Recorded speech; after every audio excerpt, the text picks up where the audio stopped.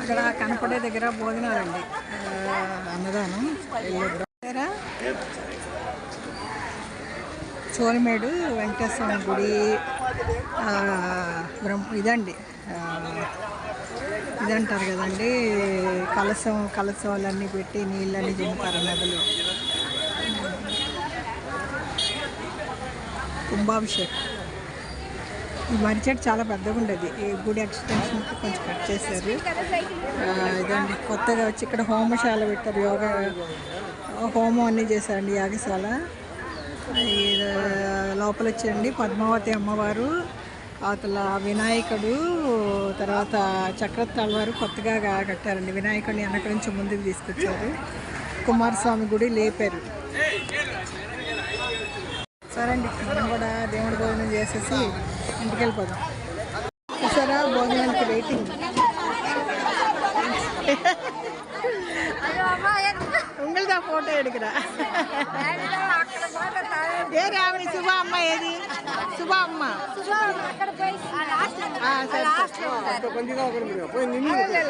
Photo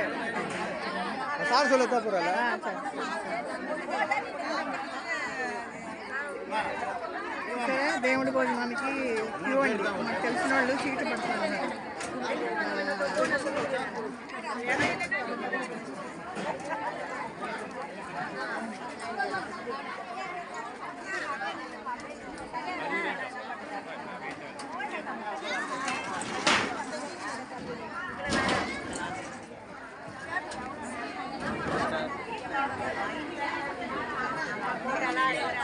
ఏమండి seat దొరకలేదా?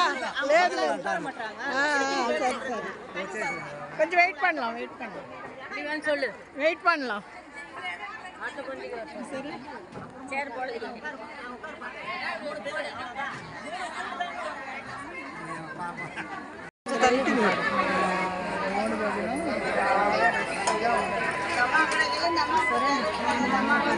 ఒకసారి కొంచెం వెయిట్ చేసి డౌన్ చేద్దామని వెయిట్ చేస్తున్నాను. రెస్ట్ చూపిస్తుంది.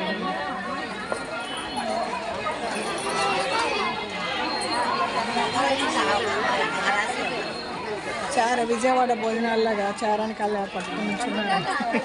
మన కాళ్ళు నొప్పులు కదా, ఎక్కడ సర్కిల్ పడిపోయేది రోడ్డు వారంలో గట్టిలా కొంచెం కూర్చుని పోయారు. కుంభాభిషేకం భోజనాలు. పక్కన ఏదో బట్టల షాప్ ఉంది. సరే మనం కాసేపు వెయిట్ చేద్దాం. ఈ రష్లో కూర్చోలేము, చేరానికి అలా నించున్నారు అందరూ కుక్కలు. ఎంత రష్గా ఉన్నా భోజనాలు. మనం ఒక సీట్ వెనకాల పట్టుకున్నామండి. ఏం తిని లెగిసినాక మనం కూర్చోవాలి. యుద్ధమండి, రష్గా ఉంది. సరే కొంచెంసేపు వెయిట్ చేద్దాం.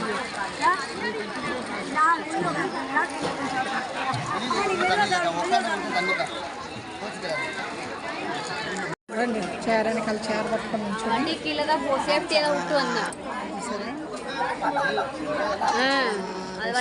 అందరూ చేరానికాల పట్టుకుంటేనే మనకి 10 నిమిషాల్లో ఇంటికి వెళ్తాం, లేదంటే గంట పట్టుద్ది.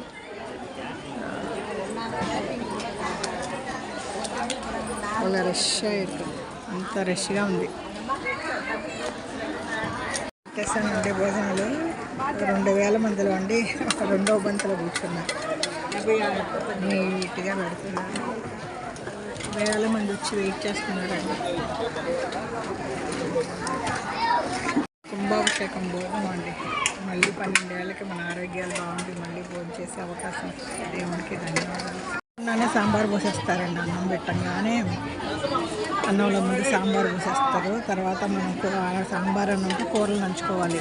మనం పొడన్నంతో కలుపుకోవడం ఇక్కడ సిస్టమ్ కదండి. ముందు వీరు అనగానే సాంబార్ పోసేస్తారు.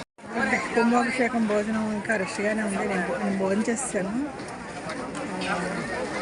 ఇంకా చార్లు వెనకాల నుంచినే ఉన్నారండి. 2000 మందికి అన్నదానం. వెంకటేశ్వర స్వామి కుంభాభిషేకం భోజనం అయిపోయిందండి. కుంభాభిషేకం భోజనం చేస్తాను. సాయంత్రం గుడి ఉంది. గుడికి వచ్చినప్పుడు అండి ఒక చిన్న టిప్పు చెప్తాను మీకు. పాత చెప్పులు వేసుకోవాలండి. చెప్పులు ఇంతమంది 2000 మందిలో మన చెప్పులు దొరకవు. ఏదో ఒక మూలన పెట్టుకున్నారంటే సేఫ్టీగా ఇంటికి వెళ్ళొచ్చు. ఎండ మండిపోతుందండి. చెప్పులు మాత్రం పాత వేసుకొస్తే మీకు సేఫ్టీ. అభిషేకం అయిపోయిందండి. అన్నదానం కూడా తినేసాం. ఇంకా మెల్లిగా కాసేపు గుళ్ళో కూర్చుందామంటే సాయంత్రం పెళ్ళికి వెళ్ళాలి. ఇదండి రాత్రి ఉంటేనే ఇవన్నీ చూస్తాం.